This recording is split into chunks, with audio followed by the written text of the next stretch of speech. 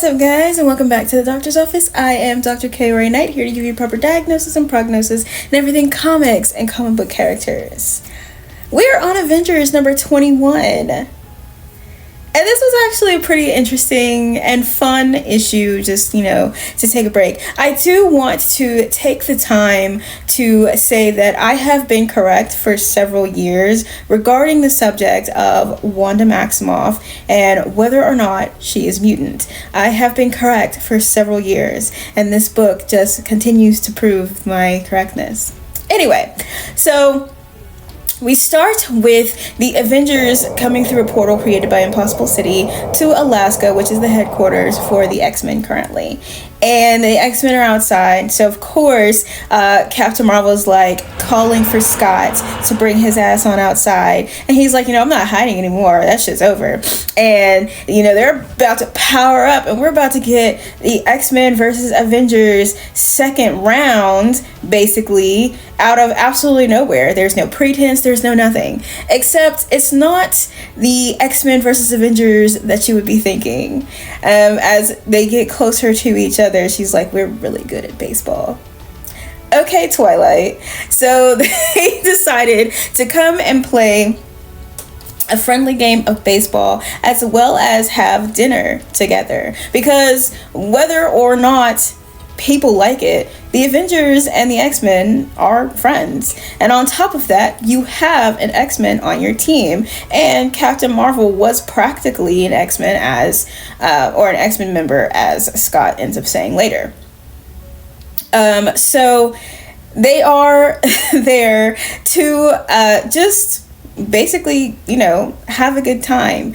And during the baseball game, Sam is up to bat. He does get a pretty decent hit, and Quentin decides that he's going to use his psychic powers to catch the ball, and Wanda just is like, actually, no, you're not. And she uses her magic to prevent him from doing that, because at that point the X-Men were up by 1 and it was a home run for Sam. It ties him up. So Tony comes up to bat in his Iron Man suit, and he's talking his shit to Psylocke, who is pitching, and Kane, or Juggernaut, comes in because he's about to pitch, and he blows a hole in the side of their headquarters. Now, of course, everybody's just like, Kane, what the hell? I was choking on spice or something. I don't know. Anyway, so after that, Glob, has made dinner. And they go in to eat, and Storm is actually very impressed that they've grown a lot of the vegetation and things themselves, and they're all having these conversations. Wanda is actually talking to her father, and she's like, I actually hate to see you like this. He's like, and I hate seeing myself like this. He was like, after I died and was resurrected, my purpose seemed to just become 100% clear. And it's basically the way that I've always been, essentially. And, as long as my powers stay, under my control, I'm all good. And he says, is one of the times I am glad you are not a mutant. So, as I've been saying for the longest period of time, Wanda is not a mutant. She hasn't been for a very long time. And her father has acknowledged it. Now, I can get into why all of that is still happening, and we'll get into that afterwards. Anyway, so while everybody's eating and talking, Quentin decides to bring up the fact that all of mutant kind has basically decided that AIs and synthoids are their enemy, i.e. Vision. And essentially it stems from the conversation that Wanda was having with her father, and how he then started basically talking to Vision about how AI has basically fucked them at this point. And so, of course, rightfully so, Quentin is a bit skeptical, and he says, Vision is basically like, there are things that I had to learn. I was created from Ultron's codex, or Ultron's code, so, he hated, like, you know, all species that weren't robot. He hated everybody.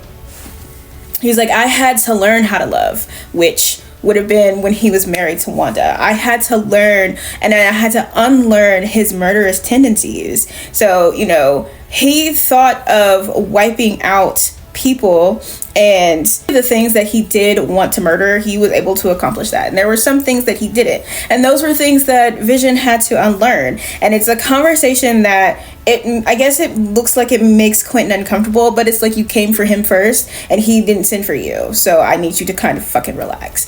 And so of course Vision goes just outside to be alone and away from everybody. Hank and Tony later on are having a conversation, because he does ask Tony, you know, like, you know, we were friends, and why didn't you stop me from hurting so many people? And he was like, well, I mean, essentially it wasn't you. And I think this is like when it was Dark Beast. And so he was like, I mean, it was and it wasn't you. And there was not a lot of things that I could do or options that I had. He was like, I'm not proud of my past in any way, shape, or form. But, you know, I have to, you know, move on. And, like, from the point of me moving on, I am, you know, here to, like, help keep you in check also. So, you know, there's that. And Storm is kind of listening in on the conversation, and she gets approached by EDA. And she's like, she feels like she doesn't fit in anywhere. She feels like she didn't fit in on Krakoa, and she doesn't feel like she fits in here. And she was like, but you fit in everywhere. Like, you were Queen of Mars.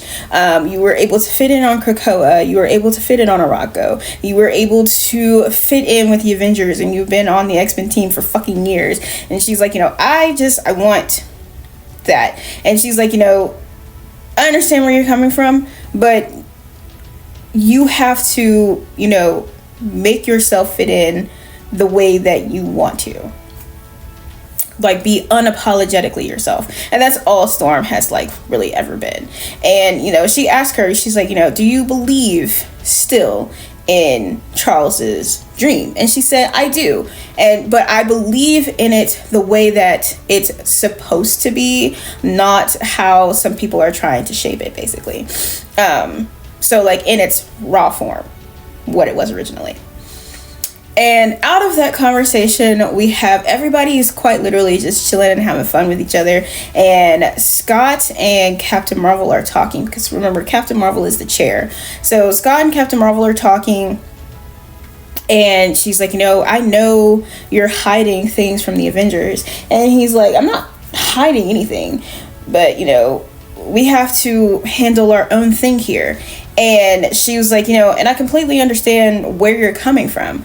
And if the time comes, she's like, the whole situation with Doctor Doom and him being the Sorcerer Supreme, and he's like, you know, whatever it is that he's about to do, when the time comes, if the time comes, can I count on the X-Men? He was like, I mean, you were practically an X-Men yourself at one point in time, but the X-Men are currently on, like, knife's edge with the government, and they are just, like, ready to throw us and imprison us at any point in time. And he's like, you know, if and when that time comes for us to go into this fire, like, can we count on the Avengers? And she's like, hell yeah, like, we count on you, you count on us, type shit. So they've basically, like, you know, as the leaders of the team, basically they have formed their alliance, and well deserved, truly. Now, this is a really good thing, because we don't really see the Avengers and the X-Men get together too often. So I really do like this idea of them forming the alliance together, especially because Captain Marvel and Scott already get along. So there's not really a problem between the two of them. Like he said, she almost became a member of the X-Men anyway. So, you know, that's a plus. On top of that, they have Storm as part of the Avengers, and she's basically the bridge between the Avengers and the X-Men anyway. So to be perfectly honest, it may have been her and Captain Marvel's idea to go to dinner there in the first place. On top of that, you have Wanda, who does have her past with the X-Men and just like the mutants in general. She stayed with but you know, she spent more time with the Avengers than she did anybody else, but her father is there, so of course she has that connection going on. The artwork for this, I still love. The Avengers artwork is actually really good. They did change it up for this book in particular since they were including the X-Men. So that collaboration, I absolutely adore. Now, the thing here with Wanda and her father. So, again, they established so long ago, prior to the Wanda and Pietro showing up in the MCU, that they were no longer mutants. And that was like that whole thing going on with 20th Century Fox. And I felt at that point in time that they weren't going to change it back because they still did not have the rights to the X-Men either. So it was at that point in time that they did a lot of legwork, putting Wanda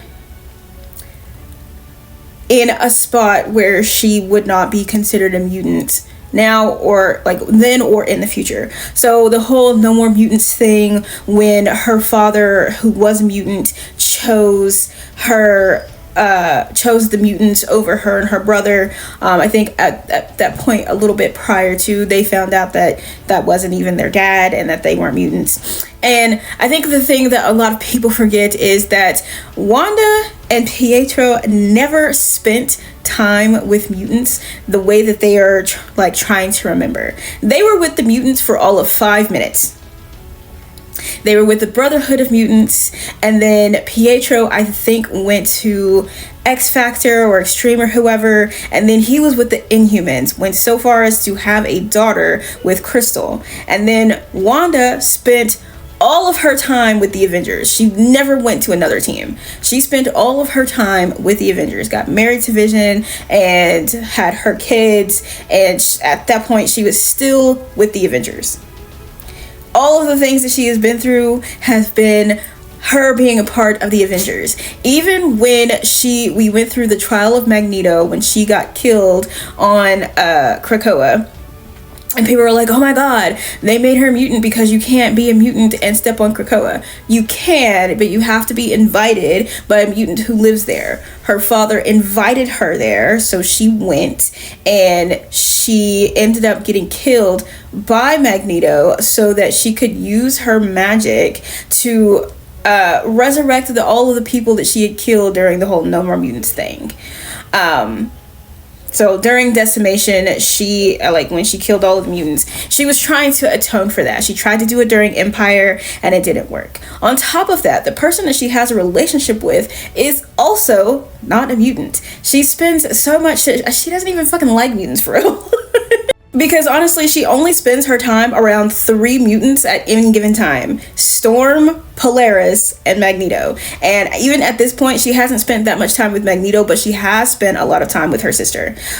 So like the 3 of them, and it's because Magneto still raised them that she calls him dad, and that she was raised with Polaris that she still refers to her as her sister.